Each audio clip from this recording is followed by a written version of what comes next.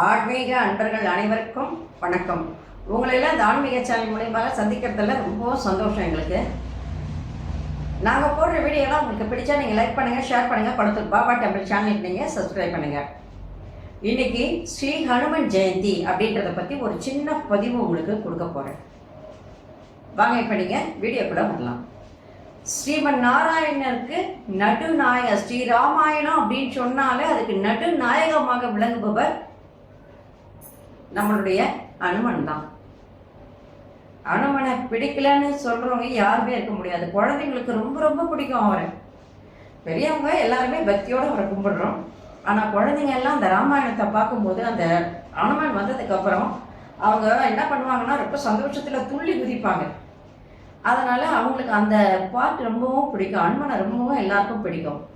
ராமாயணத்தில் சீதை ராமர் இருவருக்கும் மனமார்ந்த ஒரு பக்தராக இருந்தார், அரிய தொண்டராக இருந்தார். சீதை ராமருக்கு பாத சேவை செய்கின்ற ஒரு பக்தராக விளங்கினார். ஸ்ரீ ஆஞ்சநேயர் மகாபிரபுவை பற்றி சொல்லணும்னா இன்னைக்கெல்லாம் சொல்லிக்கிட்டே இருக்கலாம். ஸ்ரீ ஹனுமன் ஜெயந்தின்னு சொல்றது ஜெயந்திகளுக்கெல்லாம் ஒரு பெரிய ஜெயந்தின்னு சொல்லலாம். இது வீடுகளிலும் சரி, கோயில்களிலும் சரி, எல்லா இடங்களிலும் ஹனுமன் ஜெயந்தியை ரொம்ப சிறப்பாக அன்றைய நாளில் கொண்டாடுவாங்க. ஆஞ்சநேயர் நம்ம எந்த இடத்துல ஸ்ரீராம்னு ஒரு குரல் கேட்டால் போதும் அந்த இடத்துல ஆஞ்சநேயர் இருப்பார். வீட்டில் எல்லாரும் என்ன பண்ணுவாங்க, பஜனைகள் செய்து அன்றைக்கி பூஜை பண்ணுறாங்க அப்படின்னு சொன்னால் கண்டிப்பாக ஆஞ்சநேயர் உட்கார்ந்துருப்பார். கோயில்களில் பஜனைகள் வழிபாடுகள் நடக்குது அப்படின்னு சொன்னால் அந்த இடத்துல கண்டிப்பாக ஆஞ்சநேயர் பக்தரோடு பக்தராக உட்கார்ந்துருப்பார். போகும்போது அனைவருக்கும் நலம் உண்டாகட்டும் அப்படின்னு எல்லாரையும் வாழ்த்திட்டு போவார். அங்கே வந்தவங்க எல்லாருக்குமே நலம் உண்டாகட்டும் சொல்லிட்டு போவார். அந்த ஒரு வார்த்தைகள் நமக்கு கிடைச்சாலே போதுமானது. அதனால இந்த ஹனுமன் ஜெயந்தி ரொம்பவும் புண்ணியம் வாய்ந்தது.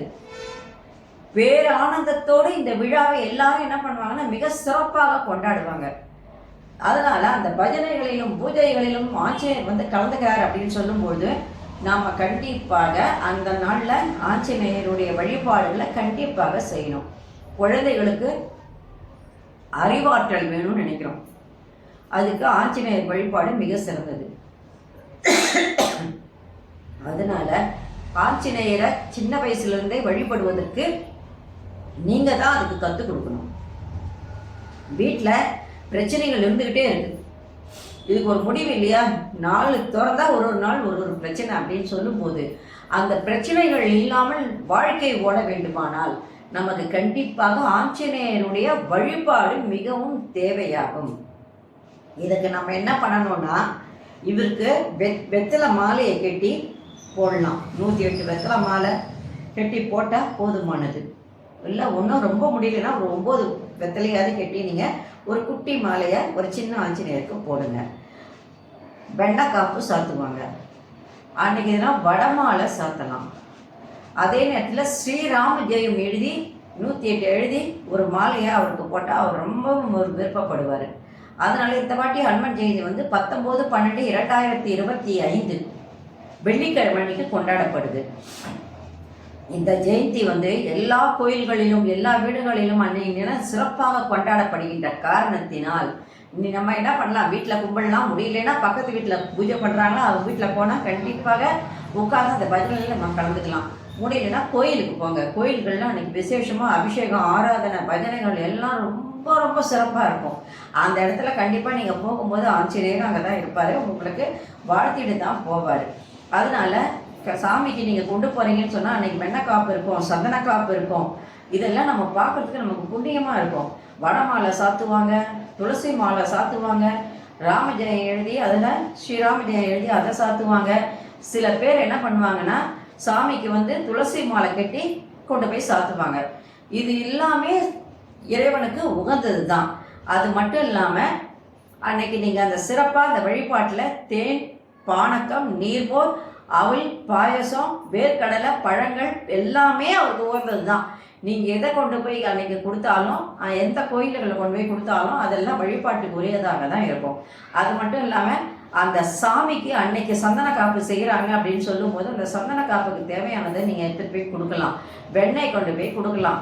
அது மட்டும் இல்லாமல் வடமாலை சாத்துறாங்கன்னு சொல்லுவாங்க. அந்த வடைக்கு தேவையான பொருட்கள் பருப்புகள்லாம் இருக்கு இல்லையா, பருப்போ எண்ணெயோ எதுவும் நீங்கள் கொண்டு போய் அந்த கடவுளுக்கு நீங்கள் கொண்டு போய் கொடுக்கறது ரொம்ப புண்ணியம் தரக்கூடியதாக இருக்கும்.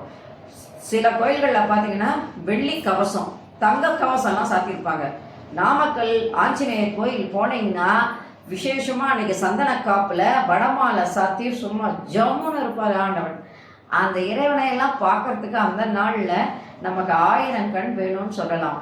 இருந்தாலும் எல்லாரும் நாமக்கல் போய் சாமி கும்பிடணுன்றது முடியாத காரியமாக இருந்தாலும் பக்கத்தில் எந்த பெருமாள் கோயிலில் போனாலும் அனுமன் சந்நிதின்னு ஒன்று இருக்கும். அந்த அனுமன் சந்நிதிக்கு அன்றைக்கி விசேஷமான பூஜைகள் இருக்கும். பெருமாள் கோயிலில் விசேஷமான பூஜைகள் இருக்கும். அனுமன் கோயில்கள்லையும் தனியாக இருக்கிற கோயில்களில் விசேஷமான பூஜைகள் இருக்கும். அந்த பூஜைகள் பஜனைகள் எல்லாம் கலந்துக்கிட்டு அன்னைக்கு தினம் என்ன அவங்க நமக்கு பழங்களோ அல்லது எந்த பொருள்கள் நமக்கு ஏதாவது ஒரு பொருள் விநியோகமாக நமக்கு கொடுப்பாங்க. அந்த பொருள் நமக்கு மிகவும் சிறப்பு வாய்ந்ததாக இருக்கும். சுண்டலோ வடையோ பாயசமோ ஏதோ ஒன்று கொடுப்பாங்க. நான் எல்லா பக்தர்களுக்கும் வர்றவங்க எல்லாருக்கும் அன்னதானமாக கொடுத்துட்டு இருப்பாங்க. அதை நீங்கள் வாங்குங்க. பானக்கம் ஒன்றும் முடியலையா, பானக்கம் எடுத்துகிட்டு போய் நீங்கள் கொடுக்கலாம். அதுவும் ரொம்ப விசேஷமானது சாமிக்கு. அதுவும் சுண்டல் கூட நீங்கள் எடுத்துகிட்டு போய் கொடுக்குறது ரொம்ப விசேஷமாக இருக்கும். நன்றி, வணக்கம். இந்த வீடியோ உங்களுக்கு பிடிச்சா நீங்கள் லைக் பண்ணுங்கள், ஷேர் பண்ணுங்கள். பழுத்தூர் பாபா டெம்பிள் சேனலுக்கு நீங்கள் சப்ஸ்கிரைப் பண்ணுங்கள். நாளைக்கு வேறொரு தலைப்போடு உங்களை சந்திக்க வரேன். நன்றி, வணக்கம். அனைவருக்கும் நலம் உண்டாகும். Subscribe to my channel and please press the bell icon for more videos.